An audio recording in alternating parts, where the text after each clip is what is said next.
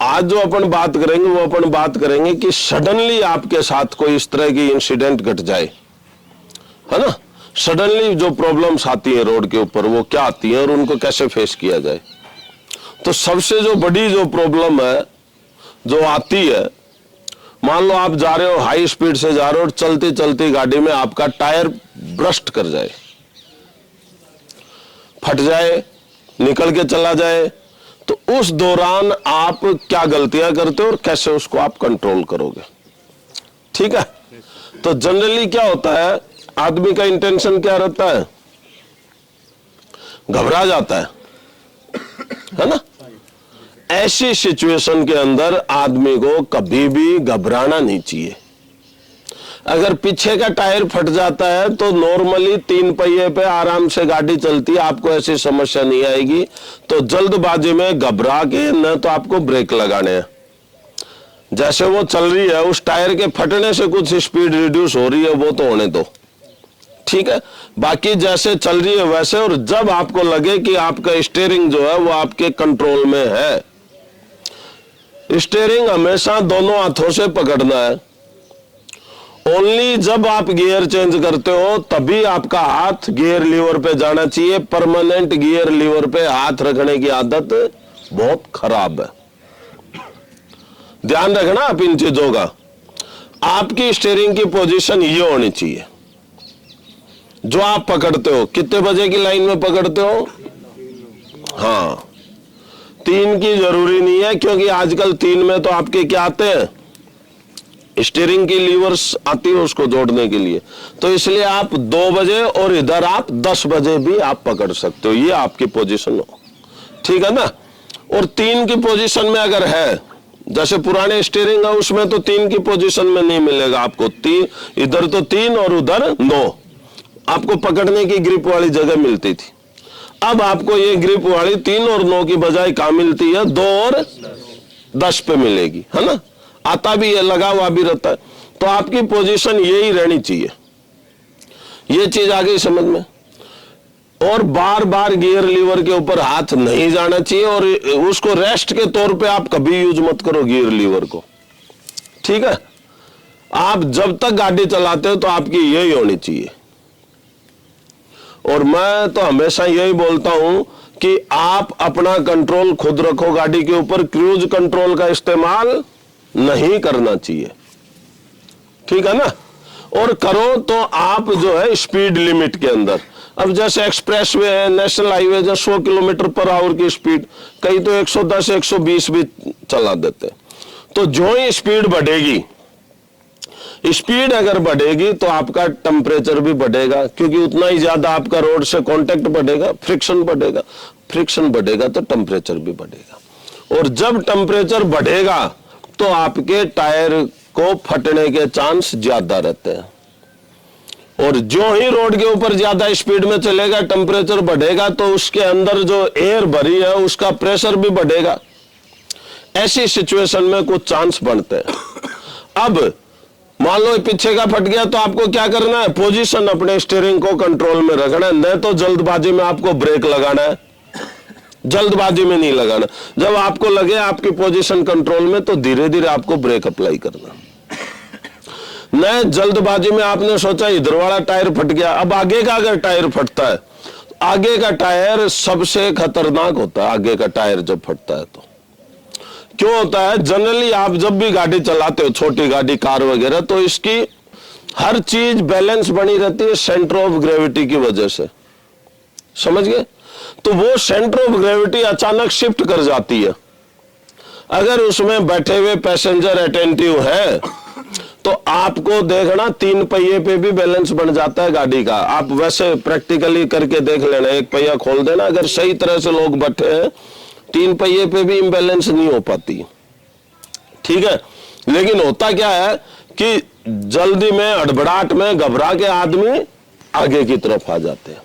तो जो load distribute होना था वो डिस्ट्रीब्यूट होने की बजाय सेंटर ऑफ ग्रेविटी शिफ्ट हो जाती है।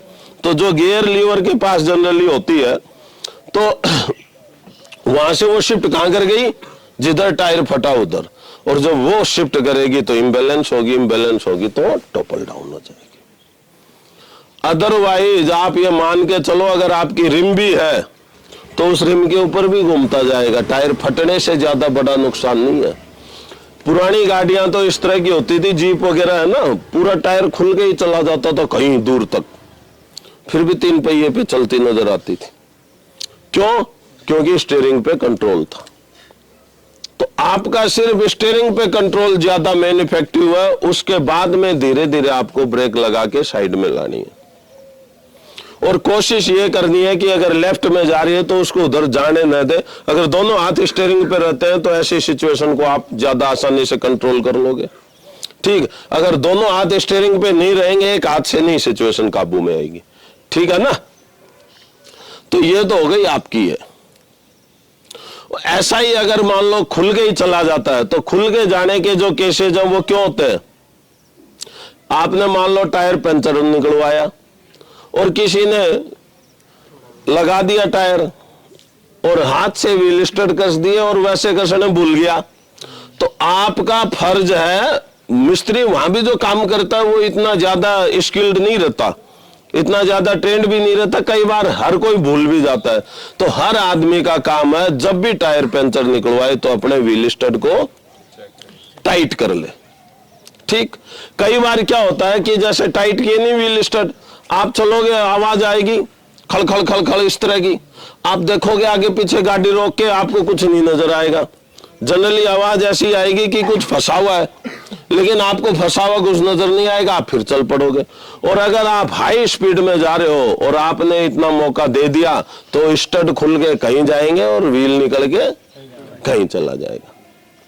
ठीक है, तो आपका काम क्या है? एक तो मोराल को अप रखना और उसको बैलेंस करके रोकने का काम है ना। इतनी चीज आ गई समझ में। व्हील स्टड वाला आपके समझ में आ गया कि जब भी टायर पंचर करवाओ, टायर चेंज करो या आप रोटेशन करो टायर का, गाड़ी में टायर रोटेशन करते हैं ना, हाँ, तो आप इंश्योर कर लो कि आपने उसको चेक कर लिए व्हील स्टड अपने। ठीक, सर्विस टाइम से करते रहना, अब वगैरह की और जो है आपके बियरिंग्स वगैरह की अगर टूट गया तो चेंज करा लेना चाहिए, उसमें रिस्क नहीं लेनी चाहिए, नहीं तो बियरिंग टूट जाता तो पूरा पूरा टायर ही चला जाता है ना। कई गाड़ियों में है इस तरह का। और दूसरी चीज ये कब होती है सिचुएशन? जब आप ओवरलोड चलते हो। तो बड़ी गाड़ी के अंदर तो क्या रहता है, ट्रकों में, रिन में तो मल्टी एक्सल रहता है, तो मल्टी एक्सल में ये प्रॉब्लम ब्रस्ट वाली ज्यादा दिक्कत नहीं करती है क्योंकि बाकी के एक्सल्स के ऊपर लोड रहता है, इम्बैलेंस जल्दी से नहीं होती है। इसलिए आप देखते हो ना कई बार आवाज आती है टायर फटने की, फिर भी कुछ नहीं होता उस गाड़ी का ना। छोटी गाड़ी के अंदर क्योंकि कोई मल्टी एक्सल का कोई प्रोविजन नहीं, 2 ही एक्सल आगे और पीछे, कोई भी एक टायर फटेगा तो इस तरह की प्रॉब्लम आएगी। ठीक, ऐसे ही कई बार क्या होता है कि आपकी गाड़ी के अंदर सडनली आप जा रहे हो और सडनली कोई अचानक से कोई चीज आ जाए, कोई पशु आ जाए, कोई आदमी आ जाए हाईवे के ऊपर। ऐसी सिचुएशन के अंदर आपके पास क्या ऑप्शन रहता है कि अगर साइड में खुली जगह है तो उधर डाल दो, लेन चेंज करके आप बचा सकते हो तो उसको बचा लो, आदमी को या मोटरसाइकिल को। जनरली घुसेगा तो वो वहीं चढ़ेगा उसी लेन पे, तो अगर 4 लेन 6 लेन है तो आप साइड वाली लेन में अपने आप को शिफ्ट कर जाओ। इन केस आपको लगता है भाई ब्रेक ही लगाने से पार पड़ेगी और कोई चारा नहीं है, तो ऐसे में ब्रेक आपके लगेंगे नहीं, गाड़ी आपकी चलती जाएगी। तो उस ब्रेकिंग डिस्टेंस को कम करने के लिए, ब्रेकिंग डिस्टेंस को रिड्यूस करने के लिए आपको एक टेक्निक बता रहा हूं, ये ट्रेंड आदमी करना, सीखता आदमी मत करना। जो आपका स्टीयरिंग है, ब्रेक तो आप अप्लाई कर ही रहे हो, उसके साथ साथ आप स्टीयरिंग को थोड़ा थोड़ा घुमाओ ऐसे ऐसे, तो जो आपकी 50 मीटर में रुकनी थी आपकी 20 मीटर में 10 मीटर में रुक जाएगी गाड़ी। आजमा के देखना। क्यों? थोड़ा सा घुमाओगे इधर रुकावट लगी, थोड़ा सा घुमाओगे इधर रुकावट लगी, और फ्रिक्शनल सरफेस उसका बढ़ जाएगा, कॉन्टेक्ट सरफेस रोड के साथ बढ़ जाएगा, और आपकी गाड़ी स्लिप होने की बजाय, स्किड होने की बजाय आपकी गाड़ी में आसानी से ब्रेक लग जाएंगे। ये इमरजेंसी सिचुएशन की बात है। वैसे आप ब्रेक लगाओगे तो स्लिप होके, स्किड होके जाके उसके टक्कर मारेगी मारेगी।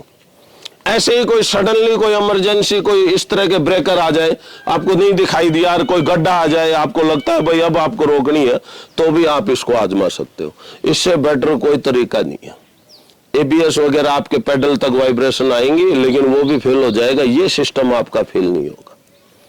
ठीक, फेल हो जाए अगर ब्रेक, तो ऐसे केस में आपको क्या करना है, आप गियर डाउन कर देना, थ्रोटल पेडल से पैर हटा देना, तो आपका इंजन के उससे लग जाएगा। फिर भी कोई सिचुएशन इस तरह की आती है कि बिल्कुल ही फेल हो गए, तो आप क्या करोगे, रोड के बीच में होती है ना मीडियन, उस मीडियन के साथ टायर को ले आना, उसके टच कर करके रोकना, और फिर भी नहीं रुके तो किसी के टिके तो वो तो फिर उसका तो भगवान ही मालिक।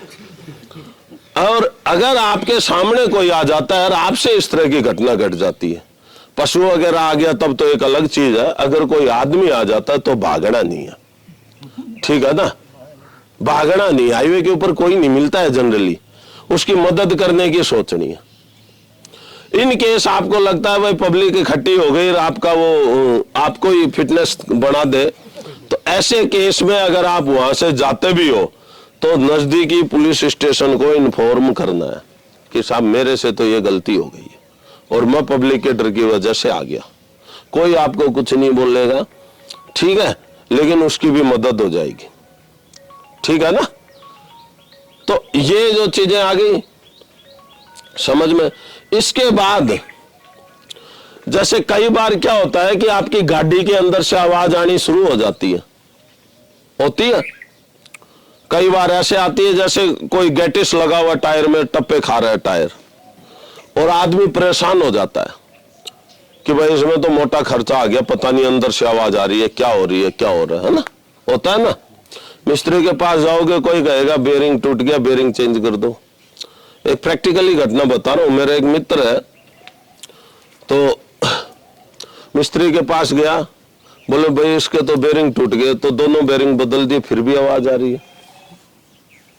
तो बोला फिर भी आवाज आ रही है, तो वो यार बेरिंग बदल दिया, बोल पीछे वाले नहीं चेंज किए, आगे वाले कर दिए पीछे वाले और चेंज करवा लिए, कार की बात है।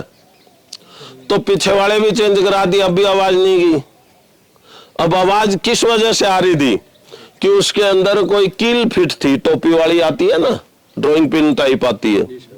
अब वो जो ही घूमेगा, जो ही स्पीड पकड़े, वो टप टप टप टप टप टप टप, है ना। और चारों बेयरिंग बदल दिए, लेकिन व्हील को कभी चेक नहीं किया। ठीक है ना, तो आपको टायर को चेक कर लेना चाहिए कि कहीं इसके अंदर कोई इस तरह की चीज तो नहीं फंस गई। कई बार कोई रोडी ट्रेड के अंदर ऐसे फंस जाती है तो वो भी आवाज करने लग जाती, बिल्कुल फिक्स जगह बना लेती, और वो टायर को आपको बर्स्ट भी करने की वो करेगी। कई बार क्या होता है, आपके जैसे कोई वायर फंस गया, ऐसी सिचुएशन, बारिश में से जा रहे हो, पानी के अंदर से वायर फंस गया, और रोड से जाएगा, चे चे आवाज आएगी, आपको पता ही नहीं चलेगा किस चीज की आवाज आ रही। क्यों, नीचे तो झुके, आपने देखा नहीं, आगे पीछे देख लिया, कहीं कुछ मिला नहीं। और अगर इनकेस पेट्रोल व्हीकल है, कहीं से पेट्रोल फ्यूल लाइन लीकेज है, तो वो क्या बन जाएगा, पेट्रोल बम बन जाएगा उस गाड़ी का।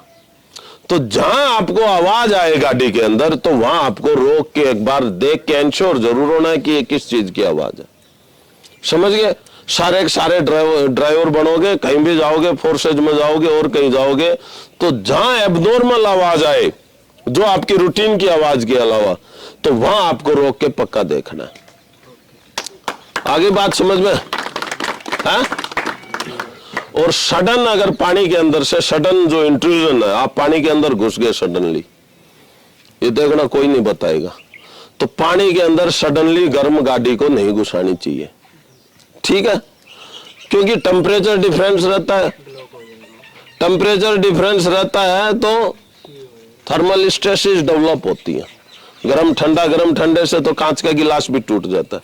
तो इसमें क्या होगा कि आपका मान लो पिस्टन तो आपका अंदर सीज हो गया, और कनेक्टिंग रोड है वो है, तो वो पकड़ लिया, ये कनेक्टिंग रोड, इसका मटेरियल फेल हो गया, टूट गई, फिर वो चलेगी तो कहीं ब्लॉक सब सत्यानाश हो जाएगा।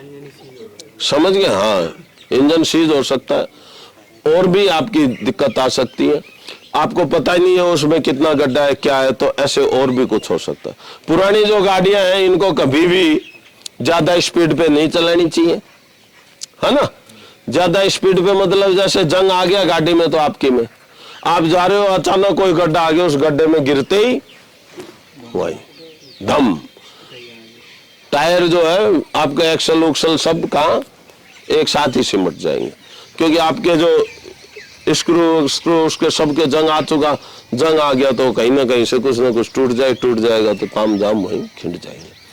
इसलिए कोई धीरे धीरे स्पीड पे कोई अपना काम निकालने के लिए छोटी मोटी जगह तो जा सकते हो, लेकिन लॉन्ग डिस्टेंसेज के लिए ऐसे व्हीकल्स को प्रिफेर ना करें, स्पेशली 10 साल पुरानी गाड़ियां, 15 साल पुरानी। और अगर आपका लगता है कि आपने मेंटेन करा रखी है तो बात अलग है, ठीक। और क्या समस्या आ सकती है? सडन समस्या बता भाई, आप में से बताओ कोई। खराब हो गई गाड़ी भी सड़क पे रात के टाइम पे, हाँ रात का समय है हाईवे पर, रात को गाड़ी में अचानक ब्रेक डाउन आ गया। खराब हो गई तो उसके लिए टोल फ्री नंबर है NHAI के 1033 जगह जगह लिखा रहता है, हाँ उसको दबाना, मदद मिलेगी, रिकवरी वैन भी मिल जाती है आजकल, वो इतनी बड़ी प्रॉब्लम नहीं रही। और बताओ। ब्रेक फेल हो जाएगी, हाँ ब्रेक फेल हो जाएगी, ब्रेक फेल की तो बता दी। स्टीयरिंग वगैरह फेल हो जाएगी, नींद आ गया सर, हाँ ऐसे क्या नींद आ गई तो दिक्कत हो जाएगी, नींद आ गई तो सर चलाते चलाते स्टीयरिंग का दिक्कत हो जाए तो भगवान ही मालिक है,